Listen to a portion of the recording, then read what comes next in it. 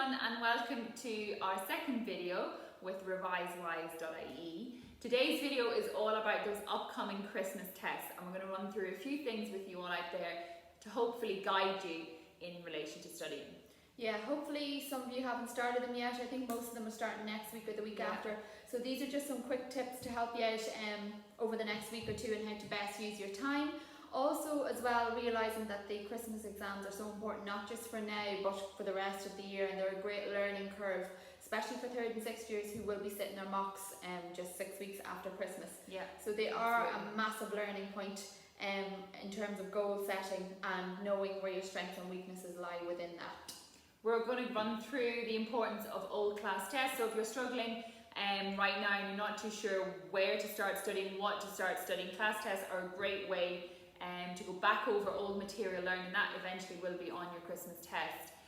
We're also going to run through goal setting with you. So we think that it's a great motivation tool as well to write down what you would like to get in your Christmas exams, and also going to be looking at pre's as well if you are 3rd or 6th years. Yeah, and thinking about it realistically as well, not just, we all want A's across the board or H1s, but you have to be realistic in your goal setting too. And then finally, if you do find that you're overwhelmed with the amount that you do to learn for your Christmas exams, we're going to give you some quick tips, especially the use of record cards on how to shorten down your notes into single keyword cards and exam question answers. So yeah. Okay everyone, so we're going to talk about the importance of old class tests. So this isn't a question that we would get regularly. It would ask us for motivation and they're not too sure where to start studying. So hopefully by now you've had a few class tests. You might have had Halloween tests. So for your specific subject, you should get all your class tests out. I have an example here of a Junior Cert Maths exam for a little class test that I gave on algebra. So again, you would take your test out, go through your class test and see what questions you got right, what questions you got wrong. You'll also be able to look at the feedback that your teacher has given you. So as you can see from this exam, the first question was on algebraic fractions, then it was a quadratic equation, and then it was algebraic division. You can see here if we work with the best ones first, the algebraic division was perfect, it was 10 out of 10, it was all correct. If we go up here towards the quadratic equation, again 8 out of 10, it was really well answered. However, the teacher has advised some extra notes here that the sum was not finished and needed to find value of x. So they had done all the hard work, they had found the factors, but they just hadn't finished it at the very end of the sum. And then finally in the fraction, again, they needed to work on their common denominator, otherwise everything else was correct. So their method was correct, just knowing the common denominator at the top just threw them. So overall, if you were going to start studying, you would complete these 3 sums again. Remember, the most important thing when studying maths is to practice, practice, practice. So cover these up and redo them, and do that across all your tests. If you don't have that many tests, use your exam papers and practice them. But class tests are a great way to guide you, I suppose, on what is coming up on your Christmas exam. Yes, and even in the study skills workshops that we run every weekend, when we ask students for a show of hands of how many keep their old class tests, very few actually put their hands up. Most of them say to us that they would throw them out afterwards or just discard them or crumple them up in their bag. So this is not the right thing to do. These are showing you where your weaknesses are. It's the expert, your teachers that are correcting them, and they are giving you the feedback, and they are telling you exactly where you're going wrong and what you have to do to improve. So you need to start taking these much more seriously now going forward. As you can see here, this is an example of a first year revision test for history, and again, this is the same across the board no matter what year you're in, 1st, 2nd, 3rd, TY, 5th year, 6th year, the same should be done across the board. For example, in a very texty exam paper, I would advise to get out a highlighter and have a look at the ones that you didn't get full marks in and start highlighting those questions. Okay, so that they stick out to you and you know, right, this is where I went wrong, these are the topics. You can see the ones that you got full marks in, so I wouldn't totally overlook them, always go over them to refresh them in your memory, but definitely start with the ones that you got wrong, and work from there up. So again, you can see here this student, usually you'll find the patterns as well. With this student, it wasn't that they were getting the stuff wrong as the whole way through. In a lot of questions, they just weren't reading the question correctly. So they were only asking or answering half of the question, and again, they may have had the knowledge to answer the full question, but they're losing marks straight away just by how they're probably racing through the exam. It could be nerves. So it's so important for so many different reasons to look at your exam and see, right, what am I doing wrong? Is it just my knowledge, or is it that I'm actually overlooking questions and I'm not reading them correctly? Because that can be just as important as well. And even getting used to the terminology used in the questions, especially in junior cycle with the new exam papers, just getting used to the layout and the different marks, etc. Now, if there are questions as well that you go over and you realise, okay, I only got half marks in this, but I have no idea why, it's a good way to look at them as well and go back to your teacher and say, well, why didn't I get those full marks? Can you explain it to me? So there is an abundance of reasons why it is so important to keep all of your class tests in all subjects, and that is where you start. Now again, when you get your Christmas exam results, that is so important too, to literally sit down afterwards and dissect them, get the highlighter out, highlight the ones where you went wrong. What are the same mistakes that you're making over and over again? What topics did you fall short in the most? And look at the topics as well worth the most marks and see which ones you went down in, because they're the ones that are going to get you the most marks going forward, especially if you're in 3rd or 6th year and you do have pre's after Christmas within 6 weeks. These are your starting goal, and these are where you have to work from to improve. Okay, the next thing we're going to talk about is motivation. So you can see here we have a motivational sheet, which is part of our study skills booklet. And we always get students to think about what they are doing and why they are doing it. So if you are undertaking any exams, we always get students to think about why you're setting this exam and what you would like to achieve out of it. What are your grades that you would like to get? So that way you have something to work towards, and it gives you that motivation, I suppose. Direction, and just something to work towards to better yourself every time. Yeah, exactly. So we have list 3 things that motivate you to do well. So Leanne, what motivates you to do well? Probably to make myself proud, I would say, and my parents and friends. More so myself first, I think. To do well, if you put the work in, you get something back in return. But yeah, my parents definitely, when I was doing my Leaving Cert, I really wanted to show them, at the end of the day, that I did put the work in, and they did so much for me. So. And another good thing is to always visualize results day. So visualize opening up your results and doing well on the day and being able to celebrate and enjoy that feeling with your friends, and not looking back and having that awful feeling of regret. There is no worse feeling. It's different, I suppose, opening your results and maybe not getting what you wanted, but once you put in the work, it makes all the difference then. So yeah, just think about the things why you're doing it and why you want to do well. Okay, the next thing here is we have a table set out with a couple of columns there. So we have subjects, levels, and obviously for Halloween tests, this was relative for October. Christmas, we have mocks, pre's, Easter and June. So I'm going to start writing down some subjects. So I'm going to put maths first, Irish, English. I always write down the compulsory ones first. Yeah. French, I better throw in history there for the end. A wee bit of biology there, science. I'm going to go physics. And business. Again, you may have more if you do extra outside of school, or junior cert, you may have more subjects. So you can make your own wee table at home easily as well. Even it doesn't have to be crazy or anything super, it just can be at the back of your copy. Just once you write it down, you manifest it, becomes real. Okay, so then we're going to put down our levels. So I'm going to put higher and ordinary and higher. So I'm really making this up. Ordinary, higher, and higher. Okay, so we're just going to say, for talk's sake, just results that you maybe were getting along for different exams.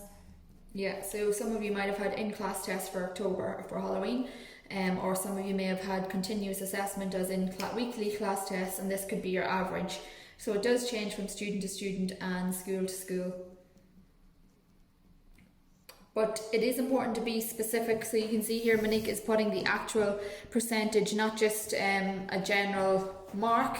Be as specific as possible, because you know you don't want to take a massive jump between one exam and the next. You have to be realistic with yourself also, because if you give yourself unrealistic goals, you're just going to demotivate yourself, and you're going to lose that confidence if you're not getting what you hope to get. So yeah, I suppose with the Christmas now, you don't want a massive jump. Also, you just take into account that you may have to be studying a bigger chunk of information. Yeah, so your Christmas exams, now you can see that we have columns after there. So even though we're getting you to do this for your Christmas, you can always be thinking about your marks. Like Leanne said there, you're not going to have a massive jump. You can't be unrealistic. So yes, I failed maths in my Halloween test, but at Christmas, all I'd like to do is maybe get 45%. I'd be happy to pass it, to improve, learn from what I fell down on Halloween. But I know overall I'm struggling with maths. It's something that I find difficult, and I'm not going to have a huge, massive jump. Again, so Irish.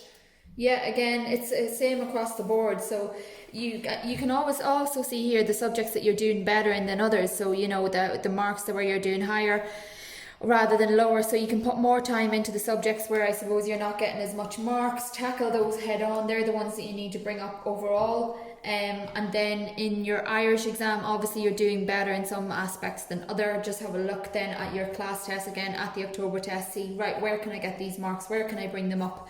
And it is all about a small, consistent improvement, just to keep yourself going and give yourself that extra boost. And I think we definitely all need it along the way to see that we're doing that a little bit better. Yeah, so you can see here that I haven't really improved the marks too much. Some of them have only gone up 5%, 8%, but that's what you need to be happy with. It's all small steps. And in the grand scheme of things, going up 8% is great. Yes, because in some schools there's only a month in between those two exams.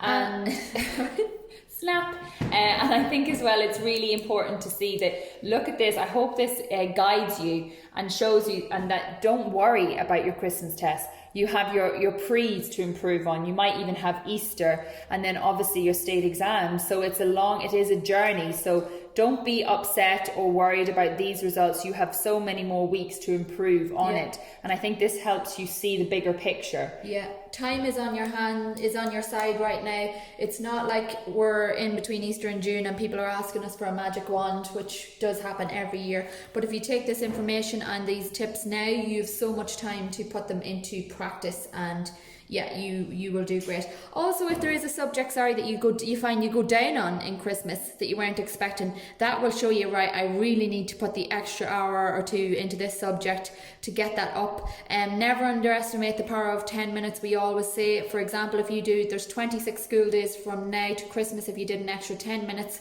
every day in that subject, that would be 260 minutes, which is over 4 hours of extra study put into that specific subject. So don't ever feel like, oh, I've no time, I've no motivation. Even 10 minutes a day looking over your notes can add up to quite a lot. Okay guys, and finally today then we are going to show you a quick tip on how to utilize record cards. Lots of students find these so helpful, but there are so many different ways to use them. Now in our study we do see a lot of students using them, not badly, but they can be using them a lot more to their advantage. So the key to record cards is not to fill the whole page from start to bottom with long lines of information. The point to them is to keep the information concise, and just the keywords and the key facts that you need on this card. So the fact is, have a different colour for each subject, and then for each topic you have it all condensed into a small amount of space. This is great for actually not just for having it in a small amount of space, but also for making you, as you're writing out the notes, pick out the keywords, and every time you write them down then you're remembering them much more. So it's not just to have them in a small space, but it's the actual making of the record cards where the importance lies. So Monique's actually going to give you an example of making out the perfect study skills card, record card. So you can either use them for keywords, as we said, or they're great for answering exam paper questions. So I think you're going to answer an exam paper question today, yeah? Yeah, on the consumer. So we picked business leaving cert, but actually the consumer is a junior cert topic as well, so you can get a good idea all around here. So as you can see, Monique is putting the subject at the top here and then the topic. This is very important again to label these clearly, because when you're looking back, say in a year's time, you do need to know, right, what's the topic that it is, so you have them all together. She also has the exam paper year here, and she's just writing out the question now. So you can write out the question, and it's also really important to add in how many marks that question is worth. Again, just so you know how long your answer needs to be and what needs to go into it. So this is a 10-mark question.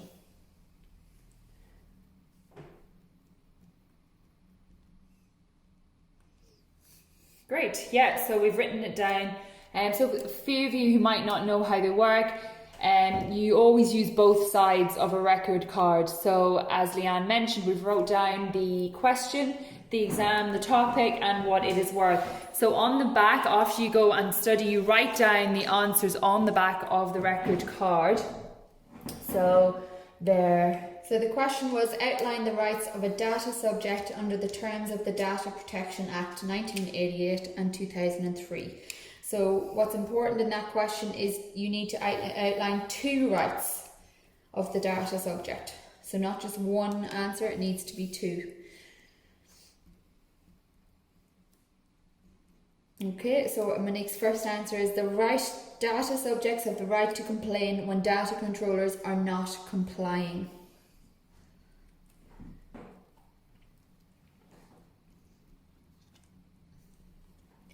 And the second answer then, data subjects have the right to access of their own files within 40 days of written request. So she has her 2 answers there. Are you going to give a third? I'm just going to put a third down for... Oh, good faith, I suppose.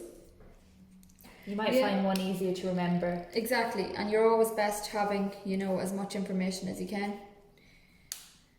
So your third answer is then, data subjects have the right to compensation if inaccurate information caused financial loss. For example, if you were taking out a loan or something like that. So just there, as Monique has the card, I'm just going to flip it over. We also advise, again, we have our trusty highlighters here, to highlight, make these colourful so that they stick out. So for example, when you are looking at the question, right, what is important in this question, right, you need two rights of a data subject, so you need to know what that means, and you also need to know what the Data Protection Acts of 1988 and 2003 cover. Another important thing might be how many marks the question is worth. And if you wanted to, then you could do your subject and topic in a different colour altogether, just so that it sticks out to you and you know what's important. Sometimes knowing how to dissect the question, as we said for the last time when you were looking at your old class tests, just make sure you're answering exactly what the question asks you. And in some subjects it can be tricky, especially history, Leaving Cert history, the questions can be quite I suppose not very clear, so you do have to make sure you're answering exactly what they ask you.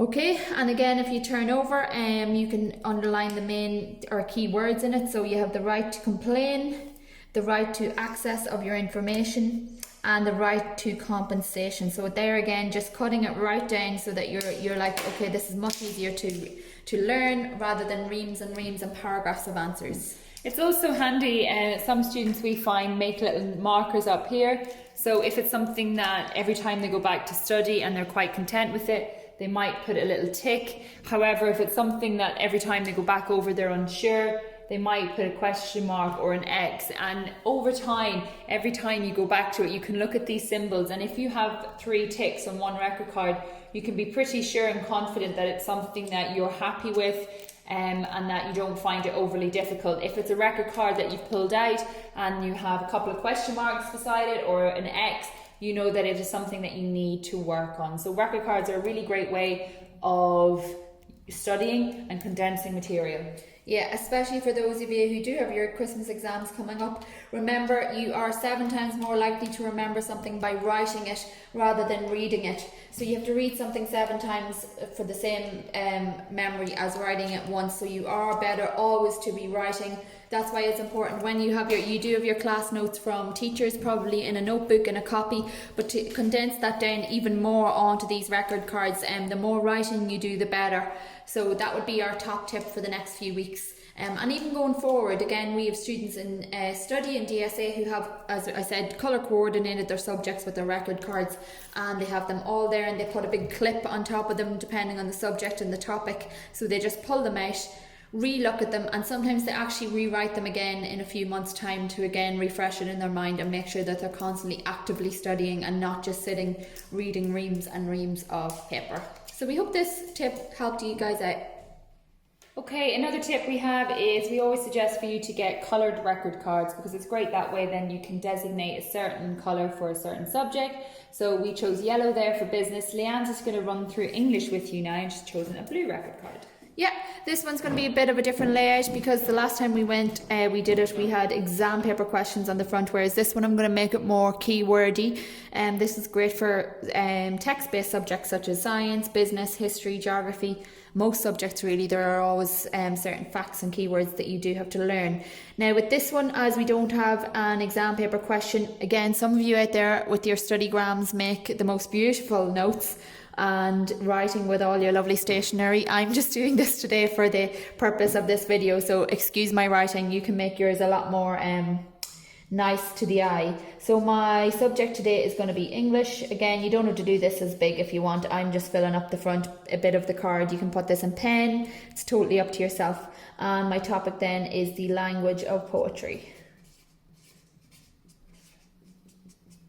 Just doing it nice and big so that you can all see it. Okay, so if I'm looking at my unseen poetry or my on paper poetry, I have different language that I need to know the meaning of. Okay, so I turn my record card around to the other side, and I'm going to start with my first keyword, which is alliteration. Okay, so we've lots of keywords we can put in here. If you do find that you're running out of space, that's okay. You can have 2 or 3 record cards for the same topic.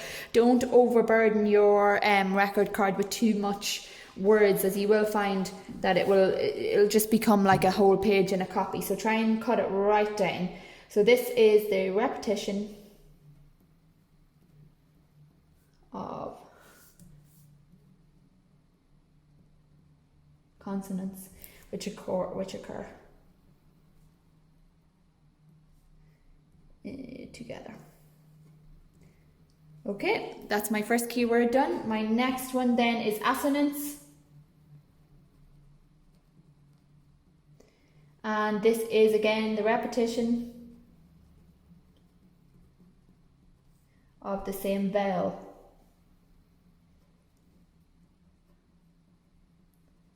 Sound. Okay, and then I will do another one, a metaphor. So what is a metaphor in a poem? This is a comparison.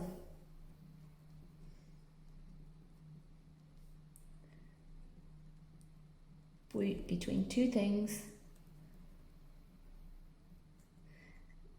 that are not related. Again, don't mind my writing. I am rushing this for the sake of the video, but you can put a lot of time into writing out your notes and having them nice and neat. Again, you can put more. You could probably fit 2 more examples in there, but I'm not going to keep going. Just to give you this quick example.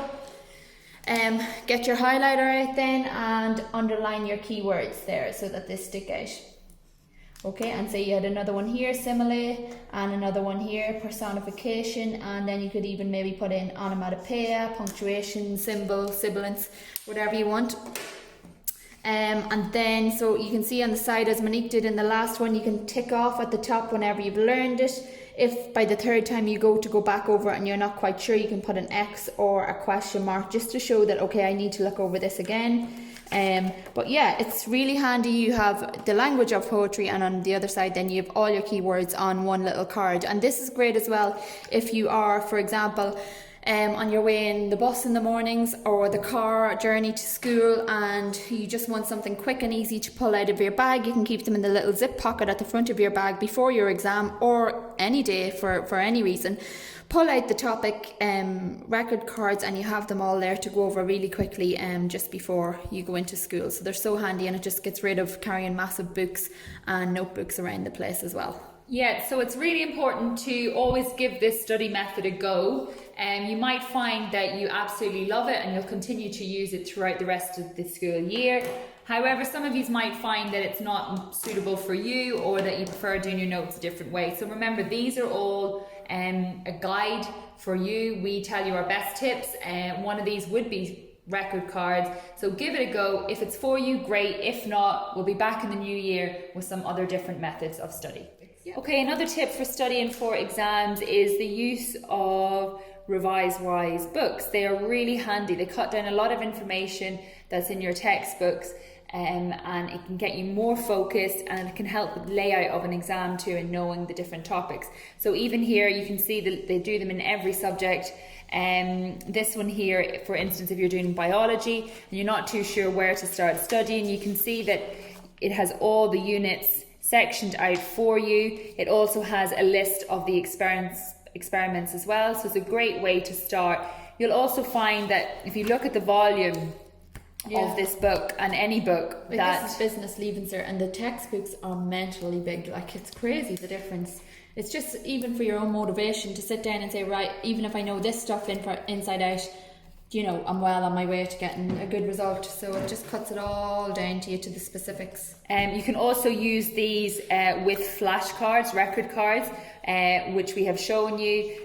So it's great. They've lots of diagrams as well. They're a little bit more visual. Again, make sure when you're reading them that you are actively reading them, that you know you have a pen in your hand, and always, if there's something you don't understand, make sure you mark it out. Just on maths is also great because they have you can see here paper 1 and paper 2. So again, you've got 2 papers, and they even split it up for you. So you might find that in your November exams you might be more geared towards paper 1. So even going through this book here, again, it has all the topics for you laid out, and again, little example questions for you to do as well. So they're a great, probably different questions from textbooks and stuff, so it's just exactly something extra. Yeah.